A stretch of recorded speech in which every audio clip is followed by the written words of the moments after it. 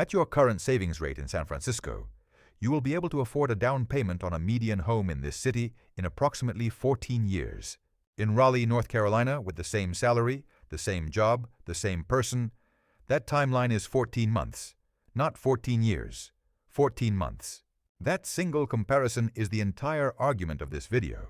Everything that follows is just the math behind it, broken down city by city, number by number, so that by the time this is over, you have a precise financial picture of what your income actually buys you in 5 specific cities that keep coming up in the data when we look at where people with San Francisco salaries are building real wealth in 2026. Because here is the thing. The conversation around leaving San Francisco has been dominated for 5 years by 2 narratives that are both incomplete. The first narrative is the lifestyle narrative. People leave because they want a yard, a slower pace, better weather, a place where they feel less like a cog in a machine and more like a person with a life. That narrative is real, but it is vague. It does not give you the numbers. But the second narrative is the political narrative. People leave because of taxes, because of policy, because of crime statistics, because of whatever political grievance is currently most active. That narrative is also real in parts, but it is almost always weaponized by one side or another, and therefore almost always distorted. This video is neither of those narratives. This video is a financial analysis. Specifically, it is the analysis of what a salary between $120,000 and $160,000, which is the range that captures most of the people watching this in the San Francisco context, actually produces for you in terms of wealth-building capacity in 6 markets simultaneously. San Francisco itself as the baseline, and then Raleigh, Austin, Denver, Charlotte, and Columbus as the comparators. We are going to go through each city with the same framework, the same variables, and the same level of specificity. By the end, you will have numbers for each city on after-tax monthly income, housing cost for a comparable situation, monthly savings capacity, annual savings rate, timeline to down payment on a median-priced home in that city, and a rough projection of where your net worth sits in year 5. The same person, the same income, 6 different financial outcomes. Let us start with why San Francisco specifically crossed a threshold in the last few years that makes this analysis more urgent now than it was even 3 years ago. San Francisco has always been expensive. That is not new. But there is a difference between a city that is expensive and a city where the financial math has become structurally incompatible with wealth building for the majority of its residents, regardless of income level. San Francisco crossed that second threshold somewhere between 2018 and 2022, and the crossing is visible in several specific data points that I want to make concrete before we start comparing cities. The median home price in San Francisco as of early 2026 is approximately $1.2 million. At a down payment of 20%, which is the standard requirement for a conventional mortgage without private mortgage insurance, that is $240,000 in cash that you need to have saved before you can even begin the mortgage process. The monthly payment on the remaining $960,000, at current interest rates of approximately 6.5% on a 30-year fixed mortgage, is $6,070. Add property taxes at approximately 1.1% of assessed value annually, which works out to about $11,000 per year or $915 per month. Add homeowners insurance at approximately $200 per month for a median home in San Francisco. Your total monthly housing cost for a median home in San Francisco, before you pay for food, transportation, utilities, or anything else, is approximately $7,185 per month, $86,220 per year, just for housing. Now let us look at who can actually afford that. Conventional mortgage qualification guidelines require that your total monthly debt payments, including the mortgage, not exceed approximately 43% of your gross monthly income. For the $7,185 housing payment, you need a gross monthly income of approximately $16,700, or just over $200,000 per year as a household, and to qualify under standard guidelines. The median household income in San Francisco is approximately $136,000. This means that a household earning the median income for their city cannot qualify for a mortgage on the median-priced home in that city. The gap is not close. It is $64,000 per year of income gap between the median earner and the threshold required to purchase the median home. What this means practically is that for approximately 60% of San Francisco residents, home ownership in the city they live in is not a matter of discipline or patience or saving harder. It is mathematically impossible at their income level and at current prices and current interest rates. This is not a housing problem in the sense of needing to make different choices. It is a structural incompatibility between income levels and asset prices that has developed over the past decade and shows no credible path to resolution under current conditions.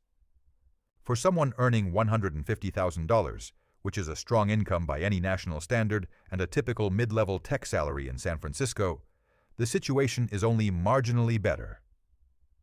Let us build that specific model. $150,000 of gross annual income in San Francisco, after California state income tax at approximately 9.3% effective rate for this income level, after federal income tax, and after FECA payroll taxes, produces approximately $91,200 in annual take-home income. That is $7,600 per month after taxes. Now remember, the total monthly housing cost for a median home is $7,185. That leaves $415 per month for groceries, transportation, utilities, healthcare, entertainment, clothing, and everything else in one of the most expensive cities in the world. That is obviously not workable. So no one at $150,000 in San Francisco is buying a median home. They are renting. The median rent for a one-bedroom apartment in San Francisco in 2026 is approximately $3,200 per month. For a two-bedroom, approximately $4,400. Let us use the one-bedroom at $3,200 as the baseline for someone at this income level choosing a housing situation that allows some semblance of financial breathing room. At $3,200 in rent, our $150,000 earner in San Francisco has $4,400 remaining per month after housing. Out of that $4,400, we need to subtract transportation costs in San Francisco, which are genuinely high whether you own a car or depend on transit and rideshare. Let us say $350 for a modest car situation or transit plus rideshare.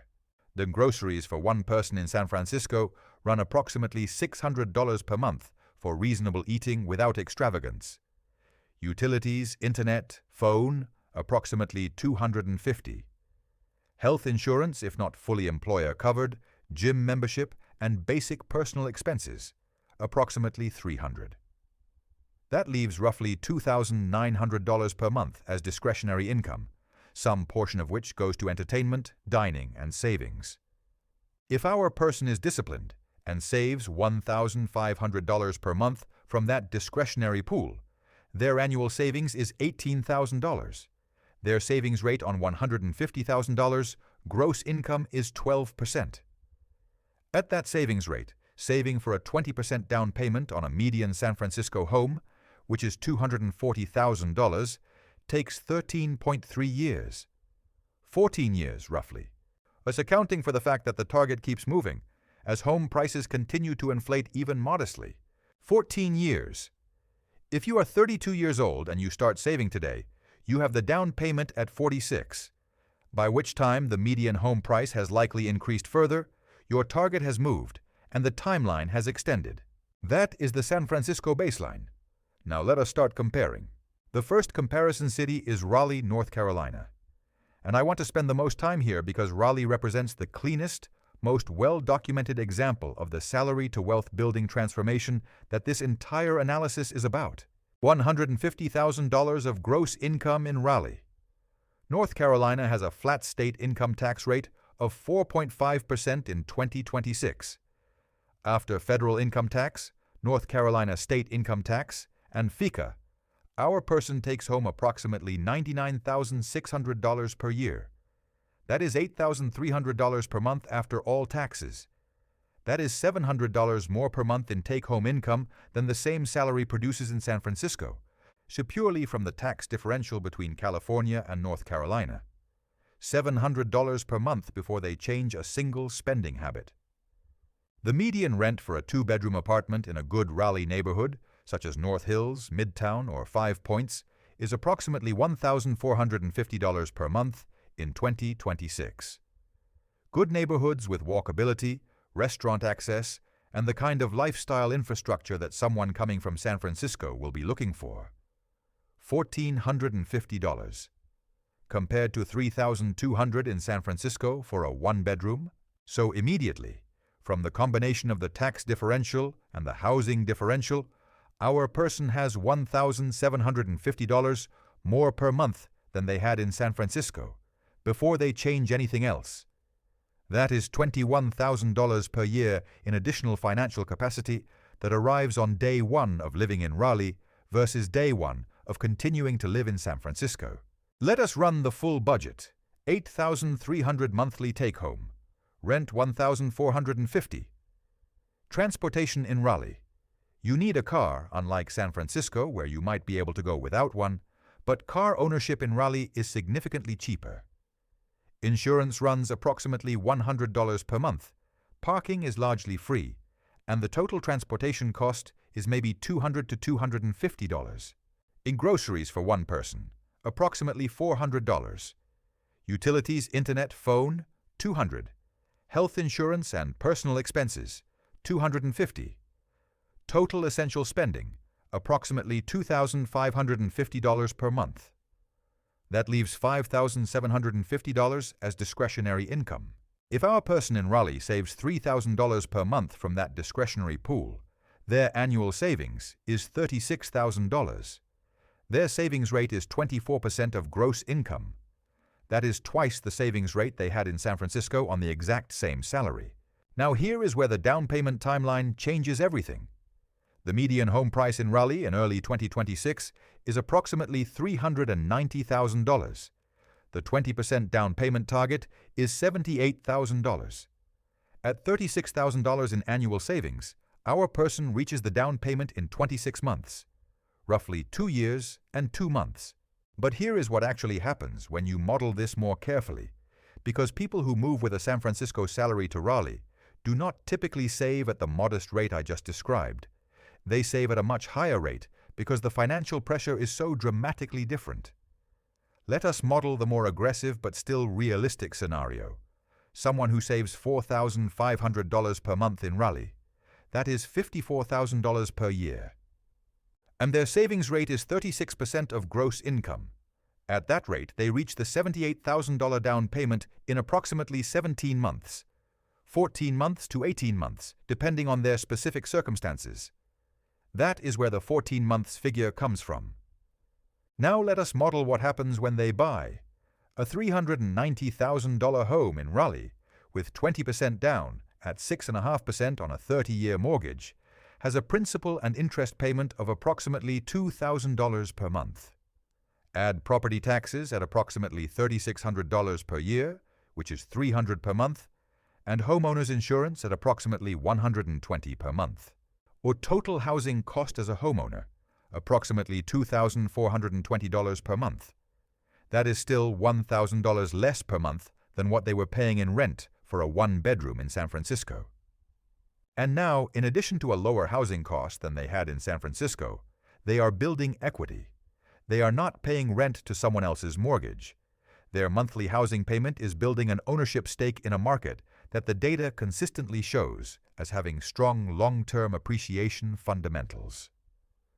Wake County, which encompasses Raleigh, has seen median home price appreciation of approximately 41% over the past 5 years. Driven by the Research Triangle's sustained job growth and continued migration inflows from more expensive metros. In year 2 and 3 post-move, someone with the discipline to have saved the down payment quickly typically applies the same financial discipline to saving beyond the home purchase. With a $2,400 housing payment instead of the original $3,200 rental in San Francisco, and with the full tax advantage of North Carolina versus California in place, the excess savings capacity can go toward an investment account, toward additional property investment, or toward the kind of financial cushion that enables professional optionality. Let us now look at Austin, Texas. Because Austin is the city that comes up most frequently when someone is considering leaving San Francisco, and the picture in 2026 is more complicated than it was in 2021. $150,000 in Austin. Texas has no state income tax. 0.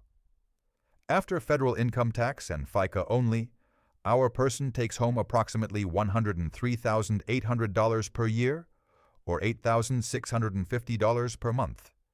That is roughly $1,050 more per month in take-home income than the same salary produces in San Francisco, and about $350 more than in North Carolina. Now, here is where Austin diverges from Raleigh in a meaningful way. The median home price in Austin in 2026 is approximately $445,000. That is about $55,000 more than Raleigh. The 20% down payment target is $89,000. More importantly, the Austin rental market remains significantly more expensive than Raleigh's. A two-bedroom in a good Austin neighborhood, such as South Congress, Bolden Creek, or the Muller development, runs approximately $1,850 per month. Still substantially less than San Francisco, but $400 more per month than Raleigh. Running the full budget for Austin, $8,650 take-home, rent $1,850, transportation $250, car necessary, insurance slightly higher than Raleigh but lower than SF, groceries $420, utilities and phone $200, personal expenses $250, total essential $2,970, discretionary and savings capacity $5,680. At a $4,000 monthly savings rate in Austin, annual savings is $48,000. Savings rate is 32% of gross income, still dramatically better than San Francisco. Down payment timeline to the $89,000 target, approximately 22 months, about 4 to 8 months longer than Raleigh, primarily because of the higher rent and higher purchase price. Now Austin has a significant advantage that Raleigh does not have: 0 state income tax versus North Carolina's 4.5% flat rate. At $150,000, the after-tax take-home in Austin exceeds Raleigh by approximately $350 per month. But that advantage is more than offset by Austin's higher housing costs. The net result: Austin gives you a better tax environment and a strong job market, particularly if you work in tech and are not fully remote. But the math for wealth building is slightly less favorable than Raleigh in 2026 because of the housing cost differential. For someone who is fully remote with a San Francisco salary, the Raleigh math is better.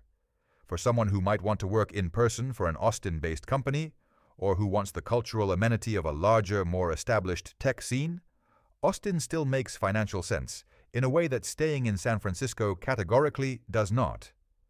But the 2021 version of the Austin financial case, where the price was low enough that the tax advantage made it clearly superior to every alternative, no longer exists. There is a specific Austin note that matters. The Austin job market experienced significant contraction in 2023, following major layoffs in tech. The market has recovered partially but not completely. For someone moving to Austin with a job they are keeping remotely from their current employer, this does not matter much. For someone moving to Austin with the intention of finding a new job in the local tech ecosystem, the supply of opportunities is meaningfully lower than it was in 2021, and the competition for those opportunities is higher. Factor that into your decision if local employment is part of your plan. The third comparison city is Denver, Colorado. And Denver is where I want to spend some time on an honest negative assessment, because Denver appears in almost every relocation recommendation list, and the 2026 reality is more complicated than the list suggests. $150,000 in Denver. Colorado has a flat state income tax rate of 4.4% in 2026. After all taxes, our person takes home approximately $98,400 per year, or $8,200 per month. Very similar to Raleigh's after-tax figure, about $100 per month less. Here is the Denver problem. The median home price in the Denver metropolitan area in 2026 is approximately $550,000. That is the fourth highest of our 6 markets and significantly above both Raleigh and Austin. The 20% down payment target is $110,000. The median rent for a comparable 2-bedroom in a good Denver neighborhood, such as Capitol Hill, Highland, or the Platt Park area, is approximately $2,100 per month, $150 more than Austin and $650 more than Raleigh. Running the Denver budget, $8,200 take-home. Rent $2,100. Transportation, $250. Groceries, $450. Denver food costs are somewhat higher than Raleigh and Charlotte. Utilities and phone, $220. Personal expenses, $250. Total essential, $3,270. Discretionary and savings capacity, $4,930. At a $3,500 monthly savings rate in Denver, annual savings is $42,000. Savings rate is 28%. Down payment timeline to $110,000, approximately 31 months. 2.5 years, meaningfully longer than Raleigh or Austin. And here is the compounding problem with Denver. Even after reaching the down payment threshold, buying in Denver at $550,000 at current rates produces a total monthly housing cost of approximately $3,400. That is more than their rent was. The buy versus rent math in Denver in 2026 is genuinely unfavorable for many buyers, meaning that even after the transition to home ownership, the financial outcome is less compelling than in Raleigh or Austin. Denver is a genuinely excellent city. The outdoor access is spectacular and real, not aspirational. The quality of life is high. The restaurant scene is legitimately good. The cultural infrastructure of a major metro is there. For someone who has already been in Denver for years and is looking at staying, the question is different from someone who is considering Denver as a relocation destination from San Francisco. For the relocator, the honest financial assessment in 2026 is that Denver costs you approximately 12 to 18 months of additional savings timeline compared to Raleigh, and produces a less favorable buy versus rent calculation after purchase. The outdoor lifestyle premium is real, but it has a price, and in 2026 that price is significant. The fourth comparison city is Charlotte, North Carolina, and Charlotte may be the most interesting of the 5 because it represents the best combination of timing and fundamentals for someone who is moving in the next 6 to 12 months specifically. $150,000 in Charlotte. Same North Carolina flat tax of 4.5%. Same after-tax income as Raleigh, approximately $99,600 annually, $8,300 per month. Here is where Charlotte separates from Raleigh. Housing. The median home price in Charlotte in early 2026 is approximately $385,000, roughly $40,000 less than Raleigh. The median rent for a 2-bedroom in a good Charlotte neighborhood such as South End, Dilworth, Noda, or Ballantyne is approximately $1,350 per month, $100 per month less than Raleigh. Running the Charlotte budget, $8,300 take-home. Rent, $1,350. Transportation, $220. Groceries, $390. Utilities and phone, $190. Personal expenses, $240. Total essential, $2,390. Discretionary and savings capacity, $5,910. At a $4,200 monthly savings rate, annual savings is $50,400. Savings rate is 33.6%. Better than Austin, very close to Raleigh. Down payment target for Charlotte median, $77,000. Timeline, approximately 18 months.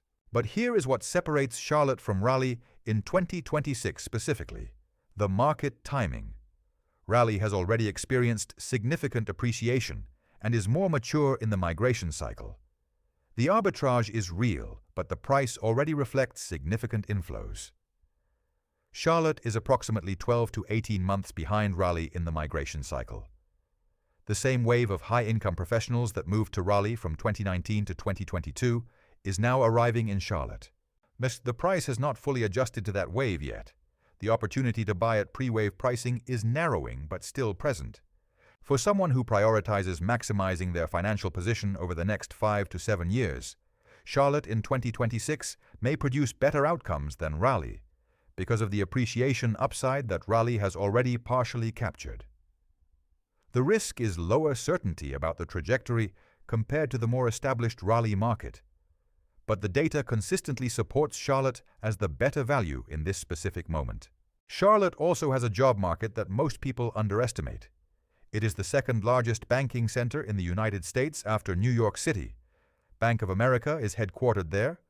Wells Fargo has its East Coast hub there. Dozens of financial services companies maintain major operations there. For someone with a background in finance, operations, technology, or any field that serves the financial sector, Charlotte's job market is genuinely deep. The fifth and final comparison city is Columbus, Ohio. And Columbus is where I am going to spend the most time delivering the analysis that surprises most people, because Columbus consistently produces the best numbers in this comparison, and it is the city that the fewest people are currently considering. $150,000 in Columbus. Ohio has a relatively low graduated income tax, with an effective rate at this income level of approximately 3.9%. After all taxes, our person takes home approximately $101,200 per year, or approximately $8,430 per month.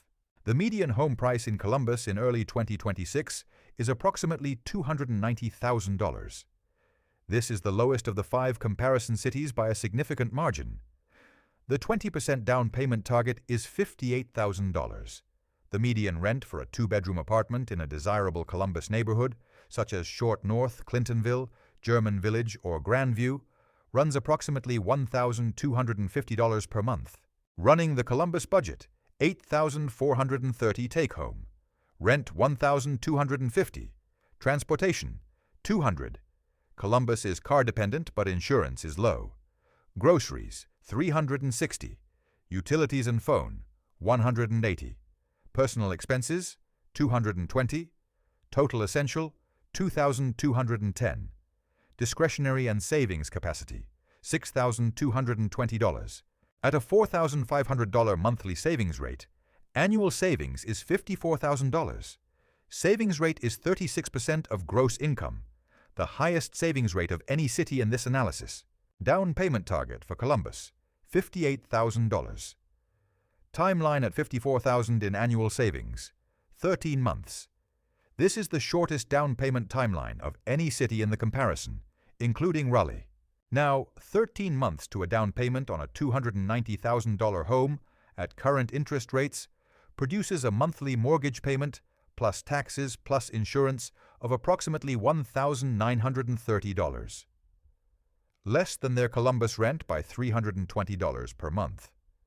In Columbus, unlike in Denver, the buy versus rent math clearly favors buying once you have the down payment. Buying is cheaper than renting the equivalent property. And now, here is the Columbus-specific factor that changes the long-term analysis more than anything else. Intel announced a $20 billion semiconductor manufacturing investment in the Columbus area. Multiple fabs are in various stages of construction. This is the largest private sector investment in a single metropolitan area in the history of the state of Ohio, and one of the largest in American history. The economic multiplier effects of that investment are already visible in job posting data, in LinkedIn search patterns from coastal tech metros, and in vacancy rate trends for commercial and residential real estate. The analysts who study urban economic development agree on a general principle. Large-scale anchor investments in advanced manufacturing create a multiplier of approximately 10 to 15 indirect jobs for every direct job created. Intel's Columbus investment is projected to create 3,000 direct jobs. At a 10-to-1 multiplier, that is 30,000 additional jobs in the broader metro economy over the next 5 to 10 years. This is the kind of investment that historically precedes a significant and sustained migration wave and price appreciation cycle. Someone buying a $290,000 home in Columbus in 2026 is buying at the beginning of that cycle, not at the peak of it. The Raleigh buyer in 2019 was in an equivalent position. Raleigh's median home price from 2019 to 2024 appreciated approximately 62%. If Columbus experiences even 40% of that appreciation over the next 5 years, the $290,000 home becomes a $406,000 home. The person who bought with $58,000 down is sitting on approximately $164,000 of equity on an initial investment of $58,000. That is a return of approximately 283% on the invested capital in 5 years. These are projections, not guarantees. Markets do not follow linear paths. But the directional signal from the available data is clear. Columbus in 2026 has the earliest stage appreciation cycle of any city in this comparison, the lowest entry price, the fastest down payment timeline, and the best long-term appreciation case. The trade-off is that Columbus is not yet the city that Nashville or Raleigh is in terms of restaurant density, cultural amenity, and established community infrastructure for the kind of high-income professional relocating from San Francisco. That trade-off is real. But for someone whose primary goal is financial transformation, Columbus produces the most compelling math of any city in this analysis. Let me now put all 5 cities into a single comparative table so you can see the numbers side by side. I am going to use a consistent salary of $150,000 and model each city with the same framework. San Francisco, gross income $150,000, monthly after-tax take-home $7,600, monthly rent for 1 bedroom $3,200, monthly savings capacity at realistic rate $1,500, annual savings rate 12%, down payment target $240,000, down payment timeline 14 years, home purchase monthly cost $7,185, buying at median if you could qualify. Conclusion: savings rate insufficient to ever reach homeownership at median. Renting is the permanent condition for most people at this income level. Raleigh, gross income $150,000, monthly after-tax take-home $8,300, monthly rent for 2-bedroom $1,450, monthly savings capacity at realistic rate $4,000, annual savings rate 32%, down payment target $78,000, down payment timeline 20 months, home purchase monthly cost $2,420. The buy versus rent math. Buying is approximately $1,000 less per month than the equivalent rental. Austin, gross income $150,000, monthly after-tax take-home $8,650, monthly rent for 2-bedroom $1,850, monthly savings capacity at realistic rate $4,000, annual savings rate 32%, down payment target $89,000, down payment timeline 22 months, home purchase monthly cost approximately $2,700. Buy versus rent math. Buying is slightly more expensive than comparable rental in many Austin neighborhoods, particularly in the urban core. Denver, gross income $150,000, monthly after-tax take-home $8,200, monthly rent for 2-bedroom $2,100, monthly savings capacity $3,500, annual savings rate 28%, down payment target $110,000, down payment timeline 31 months, home purchase monthly cost approximately $3,400. Buy versus rent math. Buying is more expensive than renting in most Denver neighborhoods at current prices and rates. Charlotte, gross income $150,000, monthly after-tax take-home $8,300, monthly rent for 2-bedroom $1,350, monthly savings capacity $4,200, annual savings rate 33%, down payment target $77,000, down payment timeline 18 months, home purchase monthly cost approximately $2,300. Buy versus rent math. Buying is less expensive than equivalent rental. Best market timing of any city in the analysis, given current position in the migration cycle. Columbus, gross income $150,000, monthly after-tax take-home $8,430, monthly rent for 2-bedroom $1,250, monthly savings capacity $4,500, annual savings rate 36%, down payment target $58,000, down payment timeline 13 months, Home purchase monthly cost approximately $1,930. Buy versus rent math. Buying is meaningfully cheaper than equivalent rental. Best overall financial metrics of any city in the analysis. Best long-term appreciation case based on Intel Investment Catalyst. Let me now address the question that is almost always raised at this point in the analysis, and that deserves a direct and honest answer. What about the income premium of San Francisco? What about the fact that salaries in San Francisco, particularly in tech, are higher than salaries in Raleigh or Columbus or Charlotte? Does that not change the math? The honest answer is, it depends on how you are working and what role you are in. But for the majority of people watching this video, the income premium has been dramatically eroded by 3 developments that have occurred since 2020. First, remote work has decoupled income from geography for a large percentage of knowledge workers. If you are earning your San Francisco salary while working remotely, you are already capturing the full income premium of the San Francisco market without paying the full cost premium of San Francisco living. You can keep your salary and move to Raleigh or Columbus.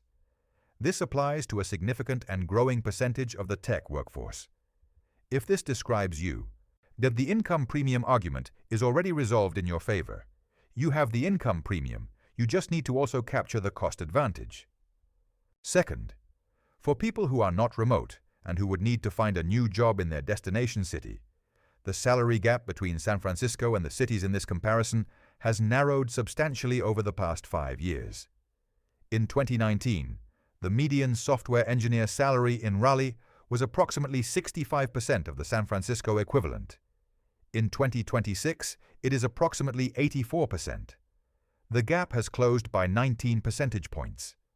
When you account for the tax differential between California and North Carolina on both sides of the comparison, and when you account for the difference in cost of living, the after-tax, cost-adjusted income of an 84% San Francisco salary in Raleigh frequently exceeds the after-tax, cost-adjusted income of the full San Francisco salary in San Francisco. The premium effectively disappears or reverses when you do the full calculation. Third, the income premium in San Francisco is concentrated in specific functions and specific seniority levels in specific industries. For a principal engineer or senior staff engineer at a top-tier tech company, the geographic income premium is still real and meaningful. For a senior software engineer, a product manager, a designer, a data analyst, or a marketing manager at a tech company, the premium has become thin enough that it does not offset the cost differential in most comprehensive financial models. If you are in that second category, the income premium argument for staying in San Francisco is weaker than it appears. There is another dimension of this analysis that we have not yet discussed, which is what happens when you move and what the transition actually costs. Because one of the reasons people never build the other spreadsheet is that they focus on the friction of the transition rather than the compounding benefit of the destination. The typical transition from San Francisco to one of these 5 cities costs approximately $15,000 to $25,000 in moving expenses, security deposit on a rental in the new city, first and last month rent, the gap period when you might be paying rent in 2 cities simultaneously, and the general financial friction of starting over somewhere new. That is a real cost. It is not zero. But here is what $15,000 to $25,000 in transition cost looks like against the annual financial benefit of the move. For the Raleigh comparison, we calculated that the move produces approximately $36,000 to $48,000 in additional annual savings capacity compared to staying in San Francisco. The transition cost, at $25,000, represents approximately 6 to 8 months of the additional annual savings produced by the move. Your break-even on the transition cost is less than 1 year. Every month after that first year is net positive by $3,000 to $4,000 compared to staying. People who focus on the friction of the transition are implicitly valuing the startup cost of the move more highly than the 12-month payback and the decade-long compounding advantage that follows it. That is loss aversion, a documented cognitive bias that causes people to weight immediate, visible costs more heavily than diffuse, future benefits. The cost of moving is visible and concrete. The compounding benefit over 10 years is abstract until you put specific numbers on it. Over 10 years, the wealth differential between someone who makes this move and someone who stays in San Francisco on the same income, accounting for the additional savings invested, the home equity built, and the compound investment returns on the excess savings, is typically between $700,000 and $1.4 million, depending on the specific destination city and the specific investment decisions made with the savings. For the Columbus scenario with the appreciation catalyst from Intel, the upper end of that range is plausible. Let me close with something that is not in the financial model, but that I think is worth saying, because it contextualizes why this analysis matters in a way that the numbers alone do not fully capture. San Francisco is a genuinely extraordinary city. I want to be clear about that because this analysis can sound like an argument against San Francisco as a place, and it is not. The density of intellectual activity, the beauty of the physical environment, the food, the culture, the sense that the most interesting things happening in technology are happening nearby. All of that is real. The city has real virtues that the cost-benefit analysis cannot fully capture. What the cost-benefit analysis does capture is the financial cost of those virtues, and whether that financial cost is compatible with the other goals that most people have for their lives. For someone in their mid-20s with minimal financial obligations, high income, and no immediate plans for family formation or home ownership, San Francisco's virtues might genuinely be worth the financial premium for a defined period. For someone in their early 30s who wants to own a home, will build a financial cushion and eventually have the freedom to make professional choices based on what they want to do, rather than what they need to earn. The math in San Francisco is structurally incompatible with those goals for most income levels. Not inconvenient, incompatible. The best case for making the move is not that the destination city is better than San Francisco. The best case is that the destination city is good enough, genuinely good, better in some specific ways and worse in others, and that the combination of a city that is good enough, plus a financial trajectory that actually works, is superior to a city that is excellent in specific ways, but whose financial structure prevents you from building the life you actually want. That is a calculation each person has to make for themselves. This video's job was to give you the numbers to make it honestly. The timeline for Raleigh is 14 months to a down payment. For Columbus, it is 13. For Charlotte, it is 18. For Austin, it is 22. For Denver, it is 31. For San Francisco, on a $150,000 salary, it is 14 years. Same person, same income, different geometry. Choose which timeline corresponds to the life you are trying to build. Next week, we are going to pull back and look at the mechanism that is making all of these comparison cities more attractive simultaneously. The 4 structural forces that are reshaping American domestic migration in ways that are not cyclical and are not going to reverse. Understanding them is what tells you whether the windows in these cities are going to stay open for the next 2 to 3 years, or whether they are closing faster than the popular narrative suggests. That analysis goes live next week. Leave a comment with your situation, where you are, what you are earning, and which of the 5 cities surprised you most in this analysis. The cities that come up most frequently in those comments are the ones we are going to do the deepest individual analysis on. The research agenda of this channel is driven by the actual decisions you are trying to make. See you next week. Before we get to the city-by-city breakdown, I want to go deeper on something that the summary numbers do not fully capture: the psychology of financial compression in San Francisco, and why understanding it changes how you interpret every other number in this analysis. There is a specific mental state that develops when you live in a city where the gap between your income and the cost of the life you want is large enough to be permanently visible, but not large enough to be immediately catastrophic. You are not in crisis. You pay your bills. You go to good restaurants occasionally. You have a life that looks functional and even comfortable from the outside. But beneath that surface, there is a constant background calculation running in your mind about money, about what you can and cannot afford, about the trade-offs you make so automatically that they no longer feel like trade-offs. Behavioral economics researchers call this cognitive load, and the specific form it takes when housing costs consume a large share of income is well documented. When a significant portion of your take-home income is committed to a fixed cost that you cannot easily reduce. Every other financial decision is made from a position of constrained options. You do not take the career risk because you cannot afford the gap if it does not work out immediately. You do not start the side project because the financial pressure of your rent means you need the security of your current income more than you need the potential upside of the project. You do not negotiate as hard for the salary increase you want because your current salary, while insufficient for your financial goals, is sufficient for your immediate survival. The rent is doing more than consuming money. It is consuming the mental and financial space in which better decisions would otherwise be possible. And this effect compounds invisibly over years. The decisions you do not make because of financial pressure accumulate into a trajectory that is meaningfully different from the trajectory you would have on a financially healthier foundation.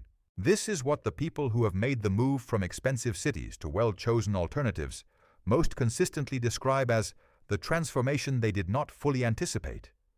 Not just more money in the savings account, a different quality of thought about money, a different relationship to professional risk, a different sense of what is possible.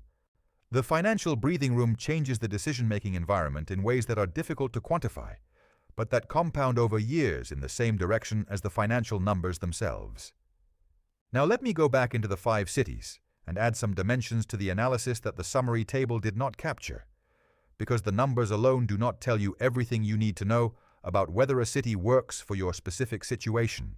For Raleigh, the dimension that does not show up in the financial table is what we might call the ecosystem of similar people. When a city receives significant migration from high-income coastal professionals, it creates a social and professional environment that did not previously exist in that city. In Raleigh, that process has been underway for long enough that there is now a substantial community of people who have made exactly the kind of move this video is describing. And former San Francisco and New York and Seattle residents who brought their professional networks, their expectations for restaurant quality, their preferences for walkability and urban infrastructure, and their experience of sophisticated city living. That community has materially changed what Raleigh offers as a social environment for someone making a similar move today. This matters for a specific type of concern that people have about leaving a major metropolitan area, the fear of arriving somewhere that feels culturally thin or professionally isolated. That concern is real and legitimate in some markets. It is increasingly less applicable to Raleigh, specifically because the migration wave of the past 5 years has created exactly the kind of community that someone from San Francisco is looking for. The transplant community is established and active. The professional networks are real. The social infrastructure for someone making this move has been built by the people who made it before you. For Austin, the dimension worth adding is the job market update, because Austin's job market in 2026 is meaningfully different from its 2021 peak, and that difference matters for how you think about the move. Between 2022 and 2024, the Austin metropolitan area experienced approximately 18,000 direct tech industry layoffs, representing positions at major companies including Dell, Tesla, Oracle, and numerous smaller tech firms that had expanded aggressively during the remote work boom, and then contracted as interest rates rose and growth expectations normalized. The unemployment rate in the Austin metropolitan area, which had been below 3% in 2021, rose to approximately 4.2% by mid-2024 before stabilizing. By 2026, the Austin job market has partially recovered. Hiring is active, particularly in semiconductor and advanced manufacturing, adjacent to the new chip plants being constructed in the region, in healthcare, and in professional services. But the tech job market in Austin specifically has not fully returned to its 2021 composition. The density of direct tech jobs relative to the total workforce has decreased. The premium salaries that characterized the Austin tech market at peak, when companies were competing aggressively for talent, have been partially compressed. This matters primarily for one type of person: someone who is currently in San Francisco with a job they plan to leave, who intends to find new employment in Austin after moving. For that person, the Austin job market in 2026 requires more research and more realistic expectations than the 2021 narrative suggested. The jobs are there. The salaries are strong by national standards. But the ease of finding premium employment in the tech sector specifically is lower than the media coverage of Austin's tech scene would suggest. For someone moving with their current job or with genuinely remote work, this does not change the analysis. Your income is your income regardless of Austin's local job market. For someone planning to job hunt locally in Austin post-move, model a job search timeline of 3 to 6 months, rather than the 1 to 2 months that might have been realistic in 2021. For Denver, I want to add the quality of life analysis that justifies the premium relative to Columbus and Raleigh, because it would be dishonest to present Denver purely as a financial underperformer without acknowledging what you get for the extra cost. The outdoor access in the Denver metropolitan area is genuinely exceptional in a way that most people who have not spent significant time there underestimate until they do. The Front Range of the Rocky Mountains begins approximately 40 minutes west of downtown Denver. Within 2 hours of the city center, you have access to world-class skiing at Vail, Breckenridge, Keystone, and Arapahoe Basin, hiking in Rocky Mountain National Park and the Indian Peaks Wilderness, rock climbing at El Dorado Canyon and Clear Creek Canyon, mountain biking in the Jefferson County Open Space System, and whitewater kayaking on the Clear Creek, Arkansas, and Colorado rivers. This is not incidental lifestyle access. It is the best urban-adjacent outdoor recreation environment in the continental United States, and for a specific type of person who regularly uses these resources, it has genuine value that the financial analysis cannot capture. The question is not whether this value is real. It is whether it is worth roughly $12,000 to $18,000 per year in additional financial cost compared to Raleigh, and roughly $24,000 to $30,000 per year in additional financial cost compared to Columbus. Those are real numbers. How much you value the outdoor access is a personal question, but you should be making that valuation consciously, with the full financial cost visible, rather than vaguely assuming that Denver is worth it without knowing what it is worth. For Charlotte, I want to add the corporate ecosystem analysis, because Charlotte's job market is dramatically underappreciated outside of people who work in the financial services sector. Charlotte is home to the corporate headquarters of Bank of America, one of the 4 largest banks in the United States. Wells Fargo, the 3rd largest bank in the United States, has its largest concentration of employees outside of San Francisco in Charlotte. Truist Bank, formed by the merger of SunTrust and BB&T, is headquartered there. Ally Financial is there. Lending Club has significant operations there. The density of financial services employment in Charlotte is, by several measures, greater than any American city other than New York City. Beyond financial services, Charlotte has attracted corporate relocations and expansions in technology, healthcare, and professional services. Microsoft has a significant engineering office there. Google has expanded its presence. Amazon has major operations both in distribution and in the tech sector. The corporate infrastructure of Charlotte in 2026 is substantially more sophisticated than its reputation among people who have not specifically studied its economy. For someone with a background in finance, fintech, banking technology, regulatory compliance, risk management, or any of the adjacent fields that support the banking industry, Charlotte's job market is deep in a way that almost no other mid-tier city can match. If your professional background has any overlap with financial services, Charlotte specifically deserves more serious consideration than it typically receives from people coming from San Francisco, where the dominant professional culture is tech rather than finance. For Columbus, I want to go deeper on the Ohio State University effect, because it is one of the most consistent factors in Columbus's sustained quality of life improvements over the past decade, and it is something that people who have not spent time in Columbus genuinely underestimate. Ohio State is not a typical American university. It is one of the largest research universities in the world by enrollment, with over 60,000 students in the Columbus metropolitan area. The university functions as an anchor institution in ways that go far beyond education.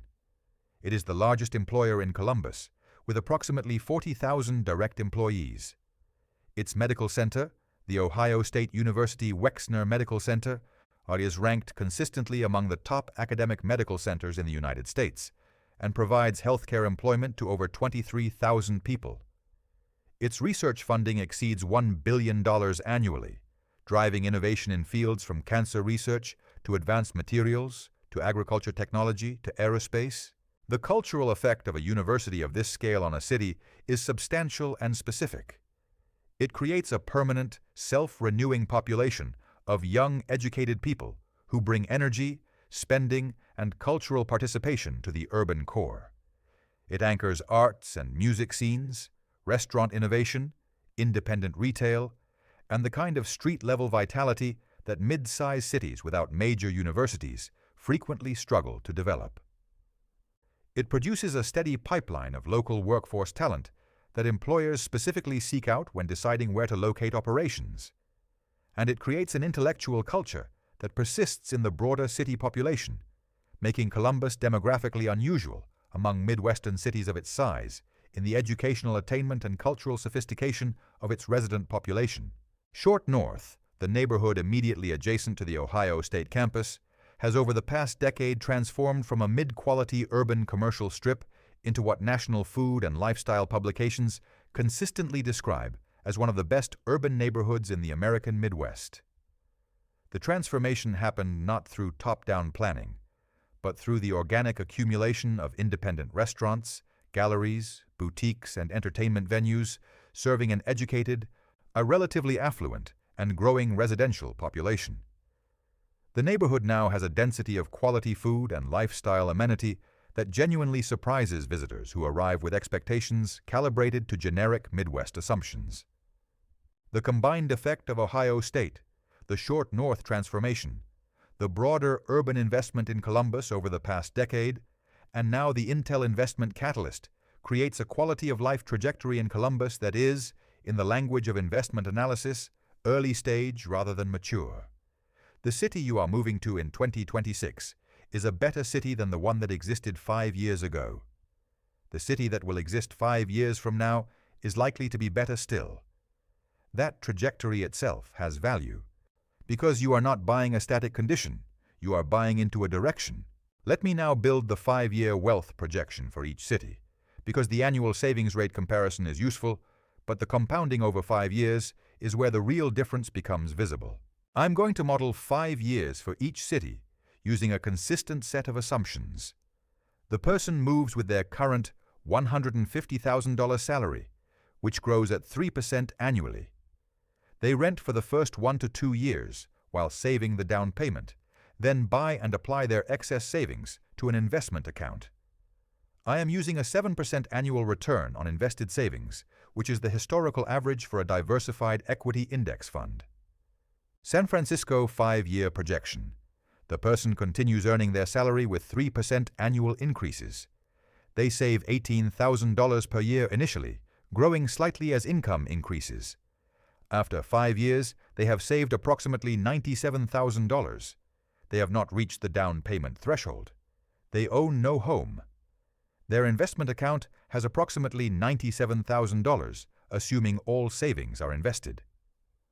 Net worth from this analysis, approximately $97,000 in savings. Raleigh 5-year projection. The person moves and immediately begins saving at the higher rate. They save approximately $44,000 in year 1 during the rental phase. They reach the down payment threshold of $78,000 in approximately 20 months.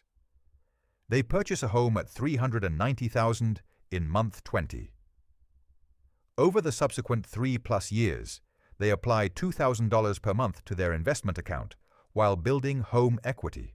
An home equity build over the remaining 37 months of the 5-year period.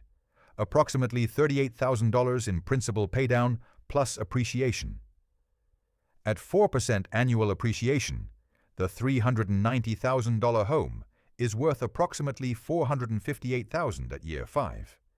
Their investment account, funded at $24,000 per year for approximately 3 years with 7% compound returns, and holds approximately $78,000. Their net worth from this analysis: home equity of approximately $125,000 plus investment account of approximately $78,000 for a total of approximately $203,000. Columbus 5-year projection. The person moves, saves aggressively, reaches the $58,000 down payment in approximately 13 months. They purchase at $290,000. Over the remaining approximately 4 years, they apply $2,500 per month to investments while building equity. Investment account at year 5, approximately $128,000. And home equity, approximately $110,000, including principal paydown and baseline 4% appreciation. If Intel-related appreciation adds an additional 15% beyond baseline, home equity rises to approximately $155,000. Total net worth at year 5 conservative case, approximately $238,000. Total net worth at Intel appreciation case, approximately $283,000. San Francisco comparison at year 5, $97,000. Raleigh at year 5, $203,000. Columbus at year 5, $238,000 to $283,000. The wealth gap between staying in San Francisco and making the move to Raleigh on the same salary over 5 years is approximately $106,000. The gap to Columbus is approximately $141,000 to $186,000. These are not projections based on exceptional investment performance or rapid appreciation. They are projections based on the savings rate differential alone, with modest investment assumptions. The San Francisco underperformance is driven primarily by the low savings rate, not by anything the other cities are doing exceptionally. This is the compounding cost of financial compression that we talked about at the beginning.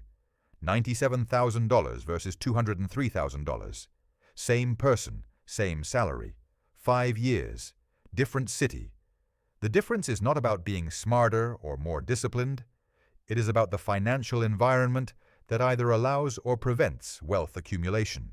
Let me address one more question before closing, because it comes up in the comments of every video like this one, and it deserves a serious answer rather than dismissal. The question is, what about the people who cannot move? What about the person who has family in San Francisco who they cannot leave, or a custody arrangement that keeps them geographically constrained, or a job that requires physical presence at a Bay Area office, or a partner whose career is location-dependent? These are real constraints. This analysis does not apply cleanly to someone with genuine geographic immobility. And I want to be careful not to present the financial case for moving in a way that sounds like a judgment of people who stay, because the real-world situations of people in expensive cities are genuinely varied, and some of them have legitimate reasons to stay that the financial model cannot override. For people with genuine constraints, the value of this analysis is different. It is not prescriptive. It is diagnostic. Understanding the financial cost of staying in an expensive city, even if you cannot change it, gives you better information for managing your finances within that constraint. You might adjust your investment strategy to compensate for the lower savings rate. You might negotiate more aggressively for salary increases, and knowing that the baseline need is higher than it would be elsewhere. You might make different spending decisions within the discretionary budget, knowing exactly how much margin you have to work with. The information has value, even if the action it suggests is not currently available to you. And for people whose constraints are partially real and partially the result of inertia or fear or the accumulated weight of a life organized around a particular place, this analysis gives you the specific financial number that might make the difference between staying by default and choosing consciously. That number, for most people in San Francisco earning between $120,000 and $160,000, is between $60,000 and $90,000 per year in foregone wealth-building capacity. That number is large enough to warrant a genuine, specific, honest re-examination of whether the constraints holding you in place are as fixed as they feel. The cities we covered today are not the only options. They are 5 well-documented options with strong data support that collectively cover a range of regions, cultures, climates, and professional ecosystems. There are other cities that make sense for different profiles, but these 5 are the ones that the migration data, the job market data, and the financial modeling consistently point to as the best combination of opportunity and quality of life for someone coming from San Francisco with a technology or professional services background. 14 months, that is the number. See you next week. There is a practical note I want to add before closing, because this analysis consistently produces a specific follow-up question from people who watch it and find the numbers compelling. Where do I start? The starting point is not finding a real estate agent in Raleigh or Columbus. The starting point is building your own version of the table we built today, using your actual income, your actual current expenses, and your actual savings rate. The template is simple. Take your gross income. Calculate your after-tax take-home using a tax calculator for your current state and for your target state. Subtract your actual monthly housing cost. Subtract your actual monthly transportation, food, utilities, and other essential expenses. What remains is your current savings capacity. Now do the same calculation for each of your target cities, using actual rental prices from Zillow or Apartments.com, actual tax rates, and realistic cost of living estimates. The difference between what remains in the current city column and what remains in the target city column is your annual financial case for moving. Most people who do this exercise find that the number is larger than they expected and that the timeline to the down payment in their target city is shorter than they assumed. Most people also find that the exercise makes the decision feel more concrete and more manageable than it felt when they were thinking about it abstractly. The decision from vague to specific is itself a meaningful shift. The cities we analyze today are all genuinely good cities, not perfect cities. No city is perfect, but cities where the infrastructure of a decent life is present, where the professional opportunity is real, where the community that a relocating professional needs is either established or forming rapidly, and where the financial math produces outcomes that staying in San Francisco categorically cannot produce for most people at most income levels. 14 months, that is the number. See you next week. One last thing before you go. The cities we covered today represent a range of regions, cultures, climates, and professional ecosystems. Raleigh is southeast with a strong university and tech concentration. Austin is Texas with zero state income tax and a recovering tech market. Denver is Mountain West with premium outdoor access. Charlotte is the southeast financial hub with exceptional market timing in 2026. Columbus is the Midwest with the largest investment catalyst of any city in the analysis. Different people will resonate with different cities based on what they value beyond the financial numbers. Someone who has been dreaming of mountains and outdoor access will look at Denver differently than someone whose primary goal is the fastest path to homeownership. Someone who works in fintech or banking will look at Charlotte differently than someone in biotech who would benefit from proximity to the research triangle. Or someone who is genuinely excited by being early in a city's transformation will look at Columbus differently than someone who wants the established amenity of a fully arrived market. The financial analysis is the foundation. The personal values layer goes on top of it. What this video has tried to do is build the foundation solidly enough that the personal values layer is added on top of clear numbers, rather than added on top of vague intuition about what moving might mean financially. When both layers are visible, the decision becomes clearer than it was before, even if it does not become easy. Nothing about making a significant move is easy. The inertia of a built life is real. The social cost of geographic transition is real. The uncertainty of starting somewhere new is real. But the financial cost of not moving is also real. Specifically, quantifiably, calculably real. This video put numbers on that cost. The rest is yours to figure out. See you next week for the structural forces analysis, the 4 things happening simultaneously in American migration that explain why this window exists and how long it is likely to stay.